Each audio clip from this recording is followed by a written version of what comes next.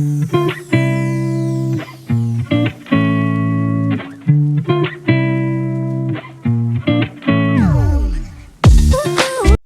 Everyone, welcome back to my channel. Guys, अगर आप मेरे चैनल पर ना तो प्लीज़ चैनल को सब्सक्राइब कर देना, वीडियो अच्छा लगे तो लाइक करना, कमेंट ज़रूर से कर देना। तो मैं आ चुकी हूँ एक न्यू फैन फिक्शन लेकर, जिसका नाम है द बुक ऑफ ड्रीम्स। ये एक मॉडर्न फैन फिक्शन है एंड अगेन यहाँ पे वांगची टॉप है एंड विंग बॉटम। इस फैन फिक्शन में विंग का एज 26 है एंड वांगची का एज 30। विंग और वांगची दोनों ही इस गुसु म्यूजिक स्कूल में टीचर है। विंग को बुक रीड करने का बहुत ज़्यादा शौक है। विंग का कुछ खास फ्रेंड नहीं है, तो वो ज़्यादातर टाइम ही उस गुसु म्यूजिक स्कूल की लाइब्रेरी में बिताता है। विंग रोज़ अपनी क्लासेस को कंप्लीट करवा के उस लाइब्रेरी में जाता है एंड जो भी बुक उसे इंटरेस्टिंग लगता है उसे पिक करके पढ़ने लगता है, चाहे वो म्यूजिक के रिलेटेड हो या फिर कोई रोमांटिक। गुसु म्यूजिक स्कूल की लाइब्रेरी के एक बड़े से बुक शेल्फ के नीचे की कॉर्नर में एक पर्सन बैठा हुआ है एंड उसके हाथ में एक बहुत बड़ा सा बुक है, जो बुक को ख़त्म करने में एक इंसान को शायद 1 साल लग जाए। वो पर्सन विंग है। विंग अपने फेस में एक छोटा सा स्माइल रखे हुए उस बुक को पढ़ रहा था। वो ऑलमोस्ट उस बुक को फिनिश कर चुका था। वो एक रोमांटिक नॉवेल था जो विंग को इतना ज़्यादा इंटरेस्टिंग लगा था कि उसने 3 दिन के अंदर उस बुक को ख़त्म कर चुका था। उस बुक के और कुछ ही पार्ट्स बाकी थे एंडिंग तक आने में। थोड़ी ही देर में वो उस बुक को ख़त्म कर देता है। विंग के फेस पर एक स्वीट सा स्माइल आ जाता है। वो एक रोमांटिक नॉवेल था, तो ऑब्वियसली उस बुक का एंडिंग बहुत ही ज़्यादा स्वीट एंड ब्यूटीफुल था और इसी वजह से उस बुक को पढ़ते हुए विंग अलग ही दुनिया में चला गया था एंड उसे पता भी नहीं चला था कि कितनी रात हो चुकी है। विंग जब अपने आसपास देखता है तो देखता है सारे लोग वहाँ से जा चुके हैं उसे छोड़कर, जो देखकर विंग एक गहरी सी सांस भरते हुए छोड़ता है। मैं फिर से खो चुका था। पता नहीं ये बुक्स पढ़ते हुए मैं कौन से प्लैनेट में चला जाता हूँ कि मुझे आसपास का ख्याल ही नहीं रहता। जब वो अपने रिस्ट वॉच को चेक करता है तो देखता है रात के 11 बज चुके हैं। विंग सोचता है, थैंक गॉड आज म्यामा नहीं आई। म्यामा इस लाइब्रेरी की लाइब्रेरियन है। विंग अपने हाथ में उस चाबी को देखते हुए कहता है, अगर वो आती तो मुझे यहाँ से कब का धक्के मार के निकाल चुका होती। विंग अपनी जगह से खड़ा होता है, उस बड़े से बुक को अपनी जगह पे रखता है और वहाँ से निकलने लगता है। विंग वहाँ से निकल रहा था, चारों तरफ उसकी चलने की आवाज़ से गूंज रहा था। वो लाइब्रेरी बहुत ज़्यादा बड़ा था, तो विंग को अभी थोड़ा सा डर भी लग रहा था। वो भाग के उस लाइब्रेरी के गेट के पास जाता है एंड तुरंत ही उस गेट को लॉक करके वहाँ से भागने लगता है।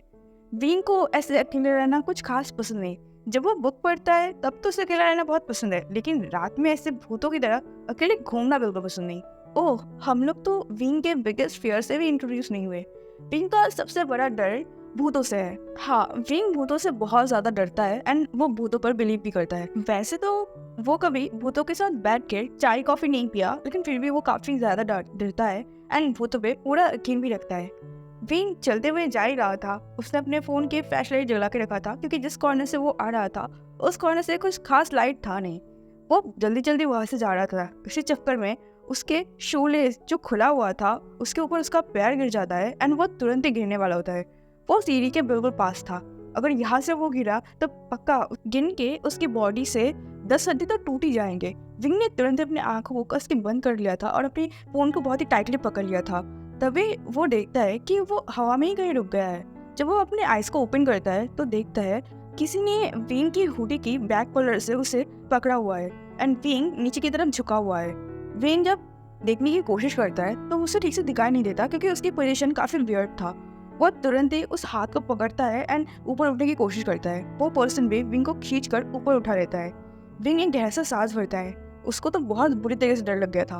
वो गहरे से सांस भरते हुए उस पर्सन की तरफ देखता है तो सबसे पहले उसे उस पर्सन की गोल्डन आंखें दिखता है, जो इस अंधेरी जगह पे बहुत ज़्यादा शाइन कर रहा था। विंग उस पर्सन के फेस की तरफ भी देखने की कोशिश करता है, लेकिन अंधेरी की वजह से वो उस पर्सन का फेस ठीक से नोटिस नहीं कर पाता एंड उसे दिखता भी नहीं है। तभी वो पर्सन अपनी गले को साफ करते हुए कहता है, तुम इतनी रात को स्कूल में क्या कर रहे हो? तुम्हें पता नहीं कि स्कूल में इतनी रात को रहना अलाउड नहीं है? ये सुनते ही विंग अपने ख्यालों से बाहर आता है एंड उस पर्सन की तरफ देखते हुए कहता है, ओह मुझे माफ़ कर देना, एक्चुअल में मैं लाइब्रेरी में था इसलिए लेट हो गया। लेकिन 1 सेकेंड, तुम भी तो स्कूल में हो, मतलब तुम भी तो रूल्स को ब्रेक कर रहे हो। ये सुनते ही वो पर्सन विंग को घूर कर देखता है, उसके बाद वहाँ से जाने लगता है। वो विंग को जाते हुए वहाँ से जाने के लिए बोल देता है। विंग उस पर्सन की तरफ देखते हुए कहता है, ना खड़ूस इंसान है। वैसे ये पर्सन है कौन? पहले तो इसे कभी स्कूल में मैंने नहीं देखा। ऐसा सोचते हुए वो उस पर्सन की तरफ थोड़ी देर तक घूरता है। उसके बाद फिर से अपने फ़ोन की लाइट्स को जला के धीरे धीरे वहाँ से चलने लगता है। इस बार उसने अपने शू लेस को ढंग से बांध लिया था ताकि वो फिर से ना गिर जाए। ऐसे ही डरते डरते वो अपनी कार के पास पहुंचता है एंड तुरंत ही कार में घुस के वहाँ से निकल जाता है। वो पूरा पार्किंग लॉट बिल्कुल खाली था। विंग के जाते ही उस पार्किंग लॉट के पास से एक इंसान बाहर निकलता है एंड विंग की कार को जाते हुए देखने लगता है। अब हमें नेक्स्ट डे का सीन देखा जाता है जहाँ पे विंग काफ़ी ज़्यादा लेट हो चुका था क्योंकि वो रात को देर से गया था एंड जाके उसे नेक्स्ट डे के क्लास के लिए कुछ प्रिपरेशन भी करना था, जिस चक्कर में वो लेट सोया था एंड लेट उठ भी चुका था। विंग भागते हुए अपनी कार के पास जाता है एंड तुरंत ही अपनी कार को ड्राइव करने लगता है। विंग इतना ज़्यादा फास्टली चल रहा था कि वो अपने आसपास के सिग्नल को भी ढंग से नोटिस नहीं कर रहा था। तभी उसका कार एक इंसान की कार से टकराने ही वाला था, लेकिन वो किसी तरह से अपनी कार को स्टॉप कर लेता है, जिससे उसे सिर में भी थोड़ा सा चोट लग जाता है। विंग कार से निकलते हुए कहता है, हे क्या तुम्हें दिखता नहीं है? तो वहाँ अंदर जो पर्सन बैठा हुआ था वो भी कार से निकलते हुए विंग की तरफ देखते हुए कहता है, क्या तुमने सिग्नल को ठीक से फॉलो किया है? ये सुनते ही विंग सिग्नल की तरफ देखता है, जो देखते ही विंग को रिग्रेट होने लगता है क्योंकि वो अभी जल्दबाजी के चक्कर में सिग्नल तोड़ के यहाँ से निकलने वाला था, जो बहुत ज़्यादा डेंजरस हो सकता है। विंग तुरंत उस इंसान से माफ़ी मांगने लगता है तो वो इंसान गुस्से में कहता है, अगर गाड़ी चलाना ना आता हो तो गाड़ी मत चलाया करो, पैदल चले जाया करो। ये सुनते ही विंग थोड़ा सा गुस्सा हो जाता है क्योंकि वो माफ़ी मांग रहा था, वो जल्दबाजी में था, इसलिए उससे गलती हो गया। विंग और कुछ बोलने ही वाला था कि उन दोनों को ही पीछे से हॉर्न्स की आवाज़ सुनाई देता है। पीछे और भी लोग थे। ट्रैफिक सिग्नल ग्रीन हो चुका था और सारे लोग बहुत ज़्यादा जल्दबाजी में थे, तो विंग और कुछ नहीं बोल पाता। वो दोनों ही अपने अपनी कार में बैठ जाते हैं एंड एक के बाद एक कार चलने लगते हैं। विंग भी चलने लगा था। उसने फिर से अपने स्पीड को बढ़ा दिया था क्योंकि वो इसी चक्कर में और भी ज़्यादा लेट हो चुका था। विंग का दिमाग और भी ज़्यादा गर्म हो चुका था। विंग जल्दबाजी में अपनी कार को पार्किंग लॉट में पार्क करता है एंड भाग के अपने रूम की तरफ जाने लगता है। वो स्टाफ रूम में पहुंचता उससे पहले ही उससे सामने यार्ली दिखती है जो विंग की तरफ देखकर स्माइल कर रही थी। फिर वो विंग की तरफ देखते हुए कहते हैं, वैसे तुम आज बहुत ज़्यादा लेट हो चुके हो, तुम्हें प्रिंसिपल से काफ़ी डांट पड़ने वाली है। ये सुनते ही विंग नॉर्मसली स्माइल करते हुए कहता है, क्या करूँ शिजर, रास्ते में मुझे एक अजीब सा आदमी मिल गया था, खड़ूस सा, जिसके साथ झगड़ा करने के चक्कर में मैं लेट हो गया। ये सुनते ही यार्ली स्माइल करते हुए कहते हैं, विंग ऐसे झगड़ा करना बंद करो, ऐसे पंगे लेना अच्छी बात नहीं होती। तो विंग अपने मुंह को बनाते हुए कहता है, शिजा आपको पता है ना कि मैं जानबूझ के पंगे नहीं लेता, वो लोग पहले मेरे साथ झगड़ा करते हैं। तो यार्ली कहता है, अच्छा ठीक है, तुम ज़्यादा टाइम वेस्ट मत करो और अपनी क्लास के लिए चले जाओ, नहीं तो तुम्हें और ज़्यादा डांट पड़ेगी। ये सुनते ही विंग अपने सिर को नोट करता है और अपने डेस्क में जाके अपनी जितने भी ज़रूरत के सामान है वो सब लेके अपनी क्लास की तरफ भाग जाता है। विंग का क्लास 3rd फ्लोर में था, इसलिए विंग ऊपर जाने के लिए लिफ्ट का यूज़ करने वाला था। विंग लिफ्ट के पास जा पाता उससे पहले ही लिफ्ट बंद हो जाता है। विंग अपने मन में सोचता है, क्या सारी बुरी चीज़ आज मेरे साथ ही होने वाला था? तो पीछे से एक पर्सन विंग की तरफ देखते रहता है, नहीं टीचर, मैं भी यहाँ पे हूँ, देखिए मुझे भी लिफ्ट नहीं मिला। ये सुनते ही विंग उस पर्सन की तरफ देखता है। वहाँ पे शुयांग खड़ा हुआ था। शुयांग एक 20 साल का खूनहार, चालाक और बहुत ही ज्यादा परेशान करने वाला लड़का है, जो इस स्कूल में सबसे ज्यादा परेशान विंग को ही करता है। शुयांग स्माइल करते हुए विंग के पास आते हुए कहते हैं, वैसे आज आप इतने लेट कैसे हो गए? तो विंग कहता है, मेरी बात छोड़ो, मैं तो टीचर हूँ, तुम स्टूडेंट हो, तुम आज इतने लेट कैसे हो गए? क्या तुम चाहते हो मैं तुम्हें फिर से पनिशमेंट दूँ? तो शुयांग विंग की तरफ देखते कहते हैं, आप ऐसा नहीं कर सकते, आपको पता है ना आपके क्लास में मेरे क्रश भी रहता है, अगर उसके सामने मैं बार बार ऐसा पनिशमेंट लेता रहूँ तो उसके सामने मेरा कैसा एक्सप्रेशन रहेगा? ये सुनते ही विंग अपने आई को रोल करते हुए कहता है, ये तुम्हें पहले सोचना चाहिए ना, तुम लेट क्यों करते हो स्कूल में आते हुए? तो शुयांग हंसते हुए कहता है, वो मैं थोड़ा सा बिजी था, एक्चुअली मुझे बहुत सारे काम करने पड़ते हैं ना। तो विंग शुयांग के कान को खींचते हुए उसे जल्दी जल्दी क्लासरूम में ले जाने लगता है क्योंकि उससे अभी बहुत सारे सीढ़ियाँ भी चढ़ने हैं एंड अभी तक लिफ्ट मिलने नहीं वाला। तो वो शुयांग को पकड़ के जल्दी जल्दी जा रहा था। शुयांग अपनी कान को छुड़ाते हुए, आउच आउच आउच आउच, अरे टीचर मैं ऐसे चल कैसे सकता हूँ, आप प्लीज मेरे कान को छोड़ दीजिए, मैं चल नहीं पा रहा। तो विंग गुस्से में शुयांग की तरफ देखते हुए कहता है, ये तुम्हारी पनिशमेंट है, तुम आज क्लास में लेट गए ना, तो अपने क्रश के सामने अगर पनिशमेंट नहीं लेना चाहते तो ऐसे ही चलो। तो शुयांग विंग के सामने अपनी क्रोकोडाइल आंसुओं को दिखाते हुए उसके सामने मिनती करने लगता है कि विंग से छोड़ दे। थोड़ी देर में विंग शुयांग के कान को छोड़ देता है। शुयांग का कान अभी टमाटर की तरह लाल हो चुका था, जो देखकर विंग काफी ज्यादा सेटिस्फाइड था। वो सीधा दौड़ते हुए अपने क्लासरूम के चल जाता है। तो शुयांग भी उसके पीछे भागने लगता है। शुयांग का एज कम था तो वो पहले विंग से पहले भाग के क्लासरूम के अंदर चला जाता है एंड अपनी सीट में जाके बैठ जाता है। जो देख के विंग को बहुत ज़्यादा चिढ़ मचती है।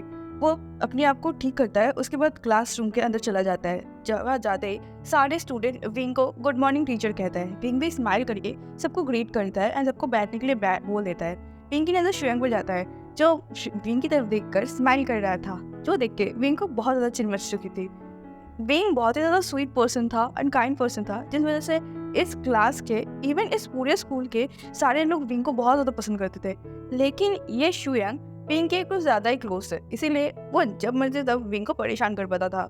इवन विंग भी उसे ज़्यादा कुछ नहीं बोल पाता था। विंग ने स्टूडेंट्स के लिए जो नया नोट प्रिपेयर करके लाया था, वो सारे नोट सबको देने लगता है एंड फिर से अपनी क्लास को स्टार्ट कर देता है। वैसे तो शुयांग बहुत ज़्यादा परेशान करता था विंग को, लेकिन विंग की क्लास में वो सबसे ज़्यादा ध्यान देता था। इवन वो अपने क्रश के पीछे जो बैठा था, इसलिए इम्प्रेस करने के चक्कर में थोड़ा ज़्यादा ही शो ऑफ करता था। शुयांग के क्रश के बारे में विंग को बहुत अच्छे से पता था। विंग एंड शुयांग क्लोज थे, इसलिए शुयांग ने अपने क्रश के बारे में विंग को बहुत पहले बता दिया था। इसलिए विंग जानबूझ के शुयांग को उसके क्रश के सामने ऐसा कुछ बोल देता था या फिर ऐसा कुछ करने के लिए बोल देता था जिससे वो एम्बैरेस हो जाए एंड विंग इस चीज़ का पूरा मजा लेता था। कुछ ही घंटों में विंग का फर्स्ट क्लास कंप्लीट हो जाता है। विंग सबकी तरफ देखता है, उसके बाद सबको आज उसने जिस नोट को सबको सिखाया है उस नोट को प्रैक्टिस करने के लिए बोलकर निकलने लगता है। तभी शाओशिनचन विंग के पास आता है एंड विंग से कुछ चीज़ें पूछने लगता है। उसने कुछ नए नोट्स देखे थे जिसके बारे में वो विंग से पूछ रहा था। विंग अभी बाहर प्रिंसिपल के रूम की तरफ जा रहा था, क्योंकि वो आज काफ़ी ज़्यादा लेट था, तो प्रिंसिपल ने उसे बुलाया था। विंग को पता है प्रिंसिपल उसे ज़्यादा कुछ तो नहीं बोलेंगे, लेकिन शायद थोड़ी बहुत समझाएंगे कि उसे इतना लेट नहीं आना चाहिए। वो शाओशिनचन के साथ बात करते हुए वहाँ से जा रहा था, तभी पीछे से शुयांग आता है एंड वो भी विंग के सामने नाटक करने लगता है कि उसे भी कुछ डाउट्स है जो वो विंग से क्लियर करना चाहता है।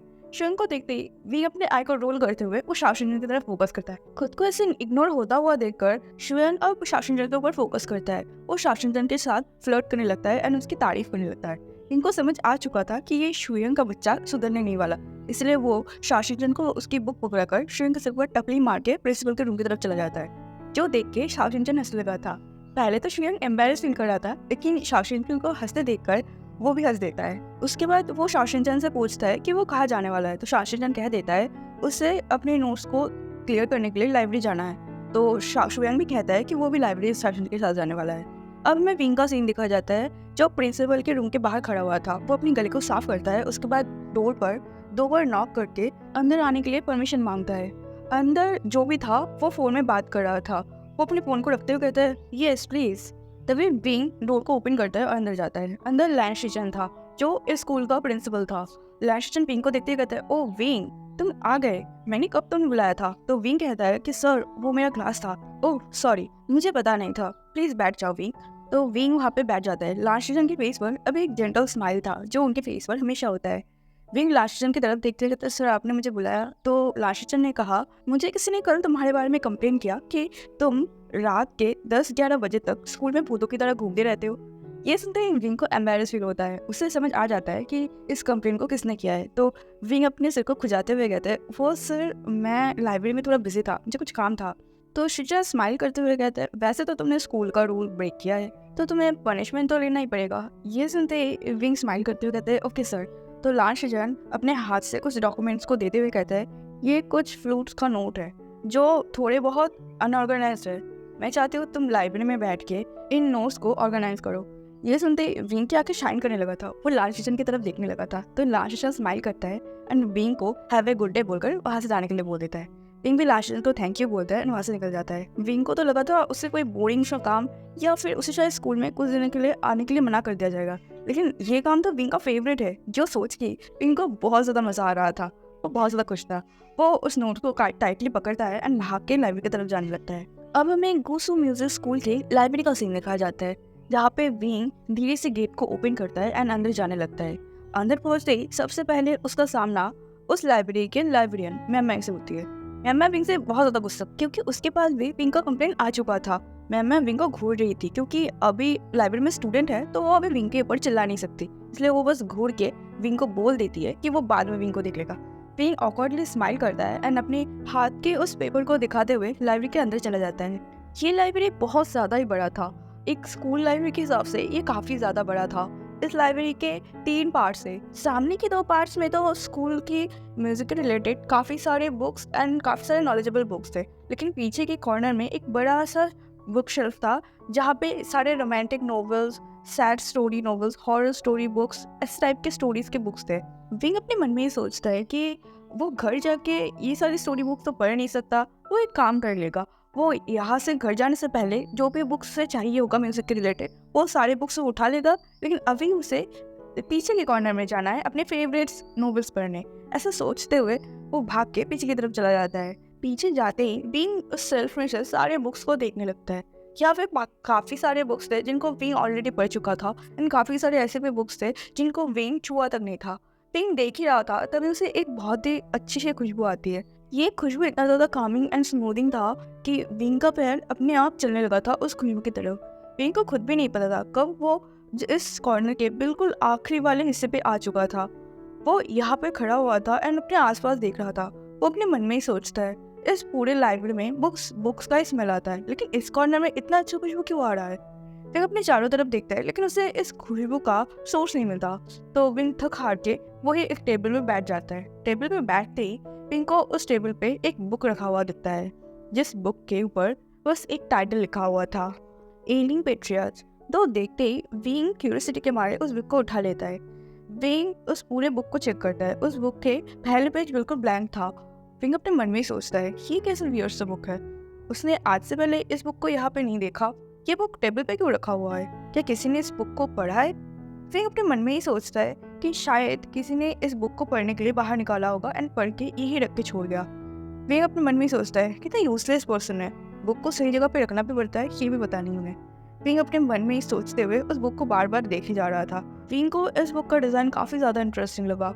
इस बुक के ऊपर की कवर है बस एक नाम लिखा हुआ था एंड वो था एलिंग पेट्रियट्स। विंग जब उस बुक के फर्स्ट पेज को ओपन करता है तो देखता है वो पेज बिल्कुल खाली था। विंग फिर से 2-3 पेज ओपन करता है। 2-3 पेज जाने के बाद विंग को कुछ लिखा हुआ मिलता है। वहाँ पे और एक नाम लिखा हुआ था, हंग वंजुन। विंग धीरे से मम्बल करता है, हंग वंजुन, ये किसका नाम है, इसका मतलब क्या है। उसके बाद विंग फिर से नेक्स्ट पेज ओपन करता है। नेक्स्ट पेज ओपन करते ही विंग को कुछ लिखा हुआ दिखता है। विंग गैस से सांस छोड़ते हुए कहते हैं, हश, कम से कम मुझे कुछ लिखा हुआ तो मिला। विंग उस चैप्टर के सबसे ऊपर जो बोल्ड कलर से लिखा हुआ था वो पढ़ता है, आई कांट लूज हिम। ये पढ़ते विंग अपने मन में ही सोचता है, क्या ये कोई सैड नॉवल टाइप का होगा। फिर विंग उसको पढ़ना स्टार्ट करता है। उस बुक के स्टार्टिंग में ही लिखा हुआ था, काश मैं तुम्हें पहले ही मेरे साथ गुस्सो लिया पाता, काश तुम मेरी बातों को सुनते और मेरे साथ गुस्सो आ जाते और मैं तुम्हें पूरी दुनिया से छुपा देता। इस पूरे कल्टीवेशन वर्ल्ड बस तुम्हें यूज करना चाहता है। यहाँ पे सारे लोग सेल्फिश है जो बस तुम्हारा यूज करना चाहता है। इसलिए मैं नहीं चाहता कि तुम किसी की भी नजरों में आओ। मैं तुम्हें अपने पास छुपा के रखना चाहता था, लेकिन जिस इसका मुझे डर था वही हुआ। तुम पूरे कल्टीवेशन वर्ल्ड के अगेंस्ट चले गए। सारे लोग तुमसे नफरत करने लगे।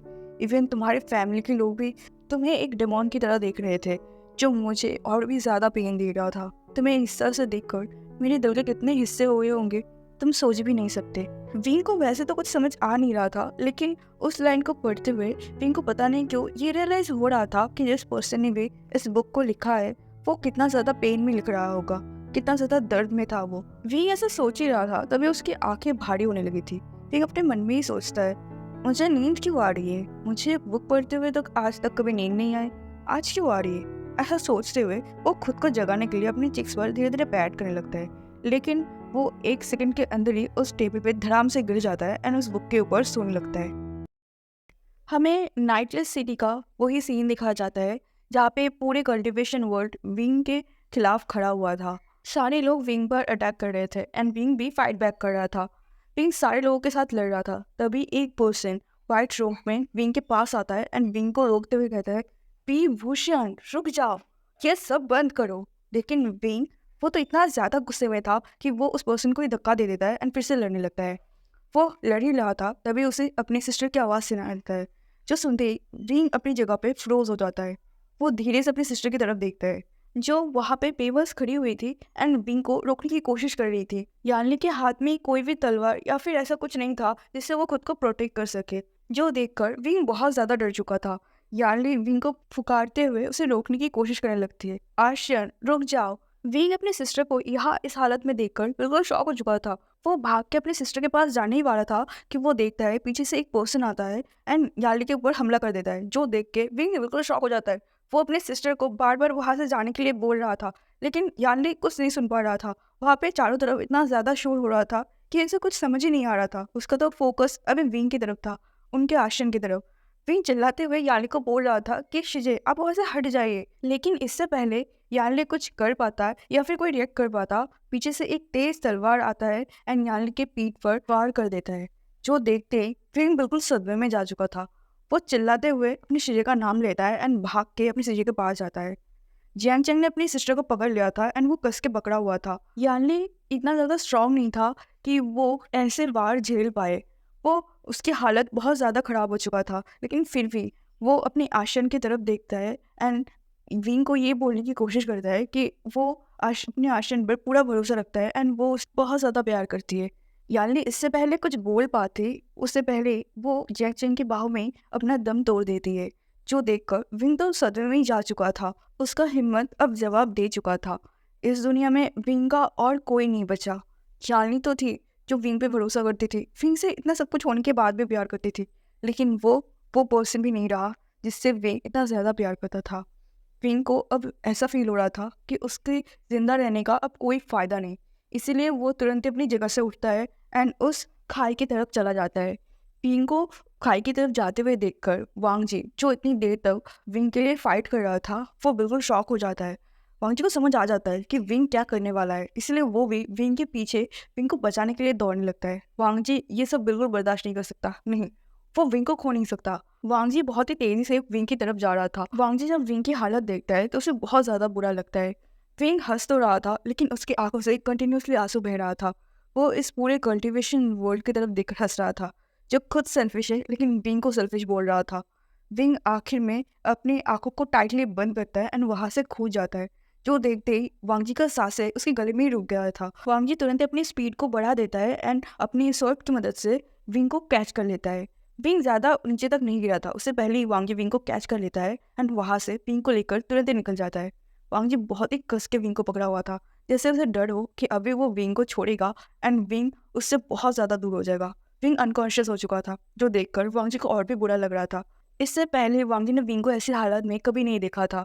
वांगजी और भी तेजी से अपनी स्वॉर्ड की मदद से उड़ने की कोशिश करता है, लेकिन वर्ड के कारण वो भी काफ़ी ज़्यादा थक चुका था। फिर भी वो अपनी पूरी स्पिरिचुअल एनर्जी लगा देता है एंड जल्द से जल्द वहाँ से निकलने की कोशिश करता है। वांगजी को बिल्कुल समझ नहीं आ रहा था कि वो विंग को लेकर अब कहाँ जाए। कहीं पर भी विंग सेफ नहीं है। वो बस विंग को लेकर उड़े जा रहा था। वांगजी को भी पता है वो थोड़ी ही देर में थक जाएगा एंड उसके अंदर इतना भी एनर्जी नहीं बचेगा कि वो अपने स्वॉर्ड की मदद से विंग को लेकर कहीं जा सके। वांगजी के दिमाग में बिरबल माउंट का ख्याल आता है। वो विंग को लेकर पहले वही जाता है। वांगजी विंग जिस केव में रहता था उसी केव के एक स्टोन के पास लेटाता है एंड विंग को जगाने की कोशिश करता है, जो अभी अनकॉन्शियसली वहाँ पे पड़ा हुआ था। तभी वांगजी को उसी केव की साइड में एक बच्चे की रोने की आवाज़ सुनाई देता है। वांगजी इस आवाज़ को बहुत अच्छे से पहचानता था। वांगजी जब उस तरफ जाता है तो देखता है वहाँ पे लिटिल आयुअन था, जो बुखार के मारे रो रहा था। वो भी अनकॉन्शियसली वहीं पे पड़ा हुआ था। आयुअन को जिंदा देखकर वांगजी बिल्कुल शॉक हो चुका था, लेकिन उसे कहीं ना कहीं बहुत अच्छा भी लग रहा था आयुअन को जिंदा देखकर। तो है एवरीवन, मैं अपने द बुक ऑफ ड्रीम्स का फर्स्ट पार्ट को यही स्टॉप करती हूँ। आप लोग सोच रहे होंगे कि मैंने बीच में से सीन क्यों स्विच कर दिया। ये तो आपको नेक्स्ट पार्ट में पता चलेगा। ओके, पार्ट जैसा भी लगा वो कमेंट करके जरूर बताएगा। मिलता है नेक्स्ट पार्ट में, तब तक के लिए बाय बाय।